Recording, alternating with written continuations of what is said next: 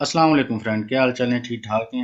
उम्मीद करता हूँ खैरियत से होंगे और वीडियो को एंजॉय कर रहे होंगे। Thank you so much. आपका शुक्रिया, नवाजिश, मेहरबानी कि आपने इस चैनल को लाइक किया, शेयर किया और आगे इसको शेयर करते हैं, कमेंट पास करते हैं और मुझे सजेस्ट करते हैं कि इस किस्म की मुझे वीडियो बनानी चाहिए, किस किस्म की वीडियो नहीं बनानी चाहिए। आज की ये वीडियो जैसा कि आपको इमेज में नज़र आ रहा है, आईपी बाइंडिंग के बारे में। आईपी बाइंडिंग को डिटेल के साथ हम डिस्कस करेंगे। आईपी बाइंडिंग क्या चीज़ है, इस आईपी बाइंडिंग की मदद से हम क्या क्या काम ले सकते हैं।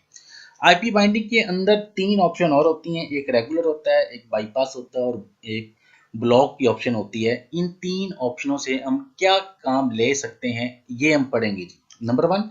नंबर टू है DHCP सर्वर के अंदर बाईपास यूजर, जिस यूजर को हम बाईपास कर देते हैं उस यूजर को लीजिस में जाकर कैसे कंट्रोल किया जा सकता है। लीजिस से मतलब ये होता है कि हम किसी चीज को मखसूस वक्त के लिए उधार लेना, वो लीजिस कहलाता है। या कह लें कि कुछ अरसे के लिए किसी चीज को ठेके पर लेना, और जब वो मखसूस टाइम या पीरियड खत्म हो जाता है तो वो लीजिस भी साथ खत्म हो जाती हैं। ये लीजिस इसको कहा जाता है। और इस लीजिस में जाने के बाद हम जो बाईपास यूजर होता है उसकी स्पीड को कैसे कंट्रोल कर सकते हैं, ये हम आज के ट्यूटोरियल के अंदर देखेंगे। Number three. DHCP सर्वर के अंदर लीजिस ऑप्शन से और क्या क्या काम लिया जा सकता है ये हम देखेंगे। नंबर फोर है जी, DHCP सर्वर के अंदर एक मेक स्टैटिक ऑप्शन होता है। वो क्या होता है और वो किस काम आता है, उसकी मदद से हम क्या काम ले सकते हैं, ये आज हम इस वीडियो के अंदर सीखेंगे। और इस वीडियो के अंदर ये वाली चार पांच चीज़ें जो होंगी उनको डिस्कस किया जाएगा। इन सारी चीज़ों को देखने के लिए हम चलते हैं जी लैब के अंदर और देखते हैं कि इन आईपी बाइंडिंग और बाईपास, रेगुलर और लीजिस, DHCP सर्वर और उसके अंदर जो मेक स्टैटिक ऑप्शन है उसको किस तरीके से यूज़ किया जा सकता है। इन तमाम चीज़ों को डिस्कस करने के लिए हम लैब की तरफ चलते हैं जी। लैब में आ गया जी, कनेक्ट किया। हम अपने राउटर बोर्ड के अंदर दाखिल होते हैं, वही राउटर बोर्ड जिससे आप फेमिलियर होंगे। अक्सर हम इस पर वीडियोस में बनाता रहता हूँ जी। ठीक है जी। अब जो हमारे ऑप्शन है जिसके बारे में बात कर रहा था, आईपी बाइंडिंग, वो कहाँ पर होता है जी? आईपी में गए, आईपी में जाने के बाद ये सारा का सारा हॉटस्पॉट सर्वर के अंदर होता है जी। हॉटस्पॉट सर्वर के अंदर नजर आ रहा है, इसको थोड़ा सा मैं बड़ा कर देता हूँ जी। ठीक है जी। इसके अंदर एक ऑप्शन होती है जी ये वाली, आईपी बाइंडिंग। ठीक है जी। इसके ऊपर मैंने क्लिक किया। इसके ऊपर क्लिक करने के बाद अब देखें जी, जैसे फर्ज करें कि हम किसी यूजर को बाईपास करना चाहते हैं। अब हमें तो पता नहीं चलता कि किस यूजर को बाईपास करना है। मैं क्या करूंगा कि होस्ट में जाऊंगा पहले। यहाँ पर अगर आपको किसी भी मोबाइल का या किसी भी कंप्यूटर का या पीसी का आईपी एड्रेस मालूम है तो उसकी मदद से फिर आप उसको कंट्रोल कर सकते हैं। जैसे फर्ज करें कि जैसे जी मैं एक अपना मोबाइल ये वाला जी, ठीक है, C838, इसका ये जो मैक एड्रेस है इसके ऊपर मैं करूंगा डबल क्लिक। डबल क्लिक करने के बाद इसके मैक एड्रेस को मैं क्या कर लेता हूँ जी, कॉपी कर लेता हूँ। ठीक है जी। कॉपी किया और उसके बाद मैं आईपी बाइंडिंग में चला जाता हूँ। आईपी बाइंडिंग में जाने के बाद प्लस के ऊपर क्लिक किया और यहाँ पर जो मैक एड्रेस है इसको, वही जो मैंने मैक एड्रेस कॉपी किया था, इसको यहाँ पर पेस्ट कर देता हूँ। ठीक है जी। पेस्ट करने के बाद अब एक चीज आपने और देखनी है, ये जो एड्रेस लिखा हुआ है इसके ऊपर आप क्लिक करेंगे तो 0.0.0.0 चार दफा जीरो आ गया और फॉरवर्ड स्लैश लगाकर एक जीरो आपने और लगा देनी है। अब ये जो आपने ये एक जीरो और लगाई है, इससे मकसद ये है कि जो आईपी, जो हम हमारा पूल चला हुआ है, जिसके जो हमने पूल बनाया था, लैन को जो एड्रेस दिया था या हॉटस्पॉट को जो पूल दिया था, उसके अंदर जितने भी आईपी एड्रेस हैं, जो भी आईपी एड्रेस है वो सारे के सारे आईपी एड्रेस स्लैश जीरो लगाने से वो कंसिडर्ड हो जाते हैं जी। ठीक है जी। अब इस यूजर को मैं क्या करना चाहता हूँ, इस यूजर को मैं रेगुलर बनाना चाहता हूँ। हॉटस्पॉट के ऊपर गया जी, अगर इसको अगर आप ऑल के ऊपर क्लिक कर देते हैं तो भी ठीक है, अगर यहाँ पर हॉटस्पॉट ले लेते हैं तो भी ठीक है। इसको रेगुलर किया, अप्लाई किया, ओके किया। अब इसको रेगुलर करने से फायदा क्या होगा? इसको रेगुलर इस वजह से मैंने किया, अगर फर्ज करें कि ऐसा मोबाइल या ऐसी डिवाइस या ऐसा पीसी है जो जब यूजर नेम और पासवर्ड वो एंटर करता है तो उस वक्त उसको आईपी एड्रेस असाइन होने में थोड़ा सा देर लगता है, या कह लें कि आपका सर्वर उसको आईपी एड्रेस देने के लिए थोड़ी सी देर लगाता है, या आईपी एड्रेस उसको सर्च करना पड़ता है। अब रेगुलर जब कर दिया जाता है तो आपके सिस्टम को या आपके सर्वर को वो जो एक दफा उसने इसको आईपी एड्रेस दे दिया है वो समझता है कि ये यूजर हमारा रेगुलर यूजर है, इसको वही अगेन जल्दी से वो स्पीडली उसको एक आईपी एड्रेस असाइन करेगा और उसका नेट उस पर चल पड़ेगा। ये रेगुलर का होती है ऑप्शन। इसके अलावा इसमें रेगुलर जो ऑप्शन है इस वजह से यूज की जाती है। अब ये रेगुलर ऑप्शन आप किन यूजर को दोगे? आप ऐसे यूजर को देंगे जो यूजर आपके रेगुलर कस्टमर है या ऐसे बंदे जो परमानेंट आपसे नेट लेते हैं और परमानेंट वो नेट यूज कर रहे हैं, उनको आप रेगुलर यूजर बना देते हो। रेगुलर यूजर बनाने से उनको प्रॉब्लम नहीं होता, वो उनको आईपी एड्रेस असाइन होने में, लेकिन इनको यूजर नेम और पासवर्ड लगाना पड़ता है जी। ठीक है जी, ये हो गया जी रेगुलर जी। अब फर्ज करें कि मैंने अपने मोबाइल को एक यूजर नेम और पासवर्ड तो लगाना पड़ेगा, लगाऊंगा तो फिर चलेगा जी। मेरा एक यूजर मैं बना लेता हूँ, उस यूजर का नाम मैंने टेस्ट2 रखा। अब देखते हैं कि एक्टिव में जाकर वो टेस्ट2 होता ही नहीं। अपने मोबाइल पर मैं जाता हूँ जी, मोबाइल पर मोबाइल की स्क्रीन तो आपको नजर नहीं आ रही होगी जी। तो इसमें जाने के बाद मैं क्या करूंगा, मैं देखता हूँ कि मैं एक्टिव होता हूँ कि नहीं होता हूँ जी। ठीक है जी। लो जी, टेस्ट2 मैंने लगाया तो फौरन मैं एक्टिवेट हो गया। मुझे कौन सा आईपी एड्रेस मिला जी? 192.168.30.46। अब इसी यूजर को कुकीज में जाने के बाद टेस्ट2 है, इसको मैं एक दफा कुकीज से खत्म कर देता हूँ। होस्ट में से जाकर ये वाला यूजर एक्टिव है ना, ठीक है जी। इसको भी यहाँ पर इसको 46 आईपी एड्रेस साइन हुआ जी। इसको भी जाकर मैं यहाँ से रिमूव कर देता हूँ। एक्टिव में जाने के बाद भी वो ऑटोमेटिकली वहां से रिमूव हो गया। अब मैं अपने मोबाइल पर दोबारा से इसको लॉगिन करने की कोशिश करता हूँ, फिर देखते हैं कि इसको आईपी एड्रेस क्या मिलता है जी। टेस्ट TST टेस्ट2 और पासवर्ड भी इसका जी मैंने रखा हुआ है टेस्ट2। ओके जी, अब देखेंगे अगेन ये एक्टिव हुआ और इसको आईपी एड्रेस असाइन कौन सा हुआ है जी? 30.46 जी। ओके जी, अब इस रेगुलर की समझ आ गई आपको? रेगुलर किस लिए यूज किया जाता है कि फौरन स्पीडली उसको एक आईपी एड्रेस असाइन कर दिया जाएगा। अब दूसरी ऑप्शन के अंदर जाते हैं, आईपी बाइंडिंग के अंदर।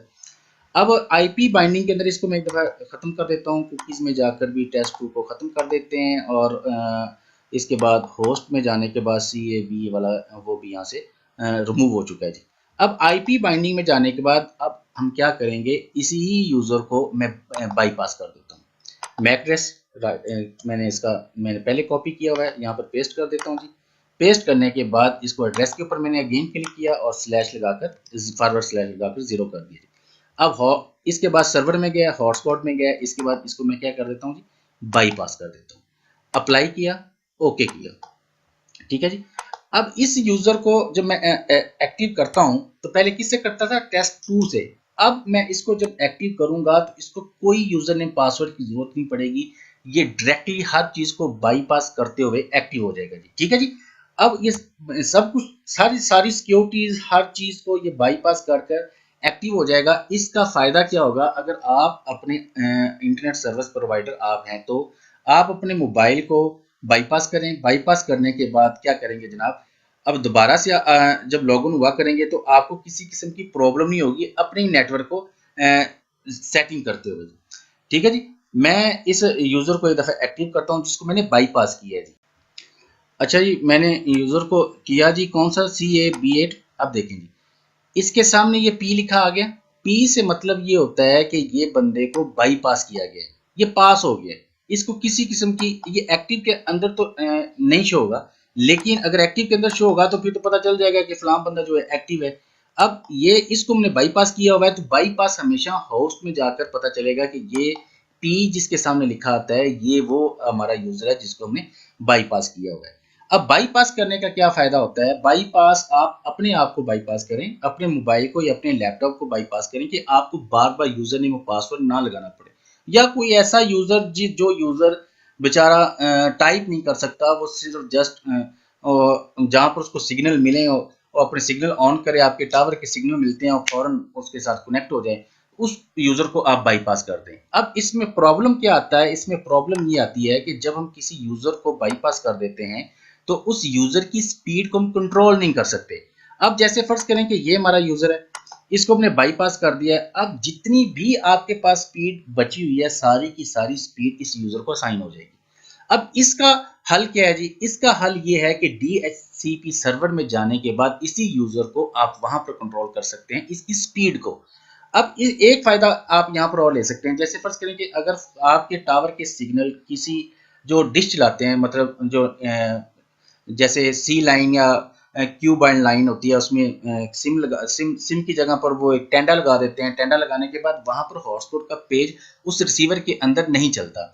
अब उस टेंडा के मैक एड्रेस को अगर आप बाईपास कर देते हैं, तो वो भी लोग जो हैं वो आपसे आपके नेट को यूज कर सकते हैं और उनसे भी आप अच्छे खासे मतलब चार्ज कर सकते हैं, या कह लें कि महीने का जो चार्ज आप करना चाहते हैं वो कर सकते हैं। अच्छा जी, अब एक और ऑप्शन है जी। अब फर्ज करें इसी यूजर को, जो ये वाला यूजर है, इसको आप चाहते हो कि यार ये बंदा मैं ब्लॉक कर दूं, तो क्या करेंगे? आईपी बाइंडिंग में जाएंगे। आईपी बाइंडिंग में जाने के बाद यहाँ पर इसका एड्रेस लिखें, मैक एड्रेस लिखेंगे। मैक एड्रेस लिखने के बाद यहाँ पर सेम वही फॉरवर्ड स्लैश लगा के 0 लिखेंगे और इस यूजर को हम ब्लॉक कर देंगे। किसके ऊपर जी ब्लॉक किया जी? मैंने कहा तमाम सर्वर के ऊपर ये जो बंदा है ना, ये ब्लॉक हो जाए।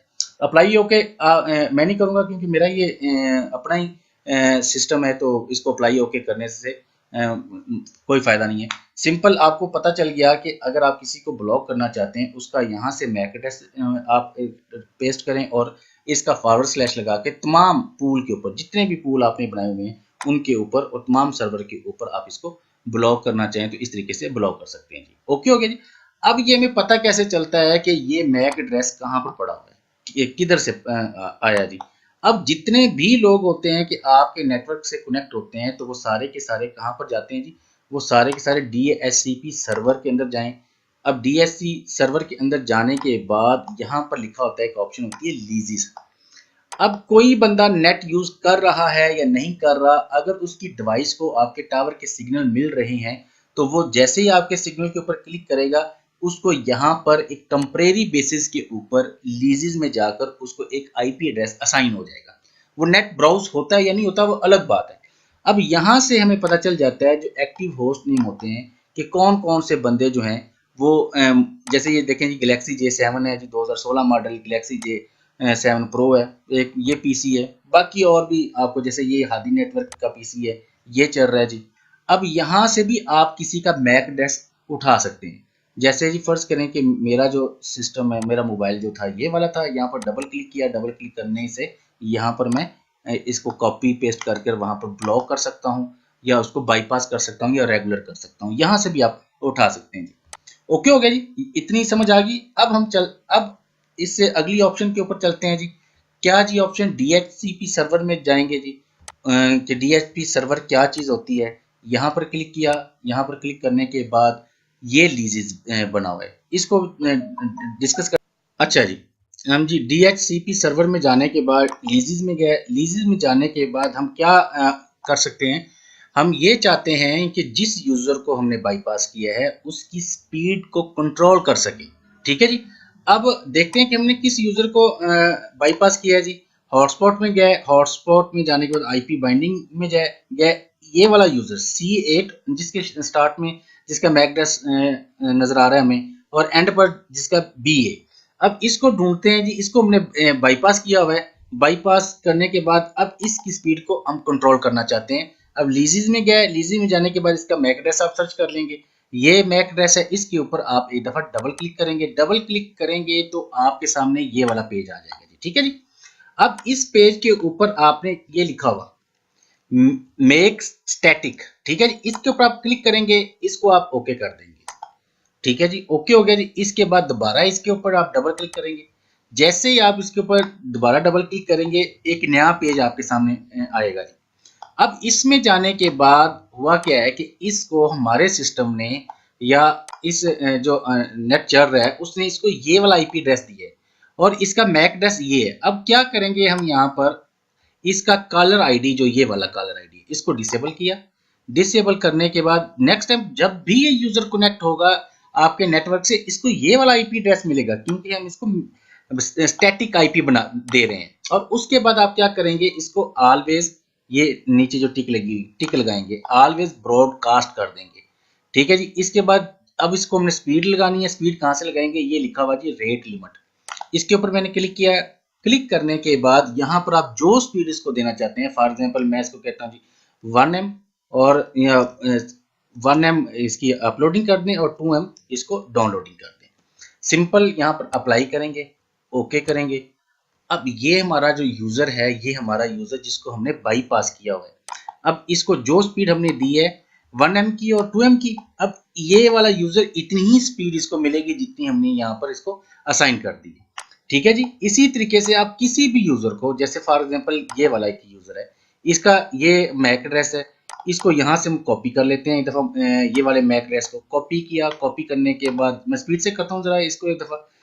इसको मैं बाईपास भी कर देता हूँ, हॉटस्पॉट में गया, आईपी बाइंडिंग में गया, यहाँ पर गया, इसका मैक एड्रेस यहाँ पर पेस्ट कर दिया। पेस्ट करने के बाद यहाँ पर आप क्लिक करें, 4 जीरो खुद ही आ जाते हैं, /0 लगा दें। अगर आप इसको नहीं भी करते नो प्रॉब्लम, मैं आपको सजेस्ट करता हूं कि आपको ये करना चाहिए। ठीक है जी। अब इसकी मैं पूरी ये पूल होता है कि पूरे पूल के ऊपर ये बाईपास हो जाए या पूरे पूल के ऊपर ये ब्लॉक हो जाए, ये एक इंशाल्लाह कभी वक्त हुआ तो मैं ये भी आपको डिटेल से बता दूंगा। अब इसको हमने क्या कर दिया जी, बाईपास कर देते हैं। कहाँ पर बाईपास किया, हॉटस्पॉट पे अप्लाई किया, ओके किया। ये भी हमारा एक यूजर जिसको हमने बाईपास कर दिया। अब इसके बाद डीएससी सर्वर में गया, लीजेस में गया, कौन सा था जी, ये वाला था। अब इसके ऊपर आप डबल क्लिक करेंगे तो आपके सामने एक पेज पहले ये आएगा। इसको आप अप्लाई या सॉरी इसको ओके करें, ओके करने के बाद दोबारा डबल क्लिक करेंगे तो सॉरी मेक स्टैटिक करें और फिर ओके करें, दोबारा डबल क्लिक करेंगे तो आपके सामने एक पेज, नया पेज ओपन हो जाएगा। इसके बाद क्या करेंगे जी, आप इसमें इसकी कॉलर आईडी डिसेबल कर देंगे और उसके बाद ऑलवेज ब्रॉडकास्ट कर देंगे और यहाँ पर जाकर इसको कोई भी आप स्पीड लगा सकते हैं। फर्स्ट करें 512 के लगा देते हैं जी अपलोडिंग, और 2M इसको डाउनलोडिंग लगा देते हैं। अप्लाई किया, ओके किया, ओके जी। अब इसी लीजेस में जाने के बाद आप ये भी देख सकते हैं कि क्या कौन कौन सा सिस्टम आपके साथ अटैच है, कौन कौन सा, जैसे एंड्रॉयड मोबाइल है, ये एंड्रॉयड मोबाइल है, ये एक पीसी है, ये भी एक पीसी इंस्टॉल है, ये एक अरशद पीसी के नाम से है, ये हादी पीसी के नाम से है। 4-5 पीसी इस वक्त चल रहे हैं। आपका नेटवर्क बड़ा होगा तो आपको आइडिया हो जाएगा कौन कौन से सिस्टम, कौन कौन से मोबाइल इसके साथ अटैच हैं जी। ठीक है जी। अब एक चीज और अगर आपके पास टाइम है देखने का तो वो मैं आपको बता दूं, सारी कहानी चल रही है जी मैक ड्रेस। मैक ड्रेस क्या चीजें हैं जी। अगर आप मैक ड्रेस के साथ खेलना चाहते हैं तो अब क्या कर सकते हैं कि आपके नेटवर्क के ऊपर कोई बंदा अगर चाहे तो उसमें से फ्री नेट भी चला सकता है। फ्री नेट से मतलब ये है कि अगर फर्ज करें कि आपके नेटवर्क पे जो आपने मैक ड्रेस जो है जिनको बाईपास किया हुआ है, और कोई ऐसा मैक ड्रेस, हर डिवाइस कोई ना कोई तो मैक ड्रेस रखती है ना किसी मैक ड्रेस के बेस पर ही तो वो नेट उसके ऊपर चल रहा होता है। अब आप क्या कर सकते हैं कि आप एक काम और भी कर सकते हैं कि अपने मोबाइल को रूट करवाएं। अच्छा सा मोबाइल अगर हो तो आपको उसको रूट कर लें, बड़ा आसान सा तरीकेकार होता है, बंदा खुद ही रूट कर लेते हैं। उसमें एक इंस्टॉल करें काली लिनक्स, ये जिसके ऊपर मैंने जिसको हाईलाइट किया हुआ है, इसको इंस्टॉल किया और उसमें एक सॉफ्टवेयर और इंस्टॉल करें, change my MAC spoof wifi MAC address, इसको आप एक दफा इंस्टॉल कर लें। अब इसमें क्या करेंगे, जब आप इसकी इंस्टॉलेशन कंप्लीट कर लेंगे, इसके अंदर काली लिनक्स के अंदर कमांड एक होती है, उसको चलाने के बाद आपको पता चल जाता है कि कौन कौन से मैक एड्रेस इस नेटवर्क के साथ अटैच हैं जी। Okay okay. अगर आपको उसके नेटवर्क के सिग्नल मिल रहे हैं तो आप अपने मोबाइल में जाएंगे, कोई एक मैक एड्रेस पकड़ेंगे जो एक्टिव है, उसको चेंज कर देंगे अपने मोबाइल के मैक एड्रेस से। जैसे ही आपके मोबाइल की डिवाइस जो होगी वो चेंज हो जाएगी आपके मैक एड्रेस से, तो उस नेटवर्क को पता नहीं चलेगा। फॉर एग्जांपल ये वाला मैक एड्रेस जी फर्स्ट करें कि आपके नेटवर्क पे एक्टिव है। अब जब चेंज मैक एड्रेस करने के बाद अब नेटवर्क को ये पता नहीं चलेगा कि ये डिवाइस नहीं है कि वो पुरानी है, वो इसको भी इसके ऊपर भी नेट चला देगा जी। ठीक है जी। अब इस पे नेट तो वो चल जाता है, बस गुजारा ही हो जाता है, इतना अच्छा खासा नहीं लेकिन गुजारा हो जाता है, नेट बंदा चला सकता है जी। ये मैं सोच रहा हूँ कि जैसे ही मेरी मैक्रोटिक ये तमाम वीडियोस कंप्लीट हो जाती हैं तो मैं इस काली लिनक्स के ऊपर इस किस्म की वीडियो जो है वो या ट्यूटोरियल बनाकर सेंड करूँगा इंशाल्लाह जी। ऐसी वीडियो के साथ ये जैसे मेरा मैक्रोटिक राउटर बोर्ड का टॉपिक कंप्लीट होगा तो हमारा ये टॉपिक स्टार्ट होगा काली लिनक्स के ऊपर। ठीक है जी। इंशाल्लाह जी मिलते हैं इससे अगली वीडियो में। इंशाल्लाह अपनी दुआओं में, अपनी अपने दोस्तों के साथ इस वीडियो को शेयर करें, उसको लाइक करें, इसको सब्सक्राइब करें और अपनी दुआओं में मुझे याद रखना जी। अपना और अपने दोस्तों का ख्याल रखना जी। अल्लाह हाफ़िज़।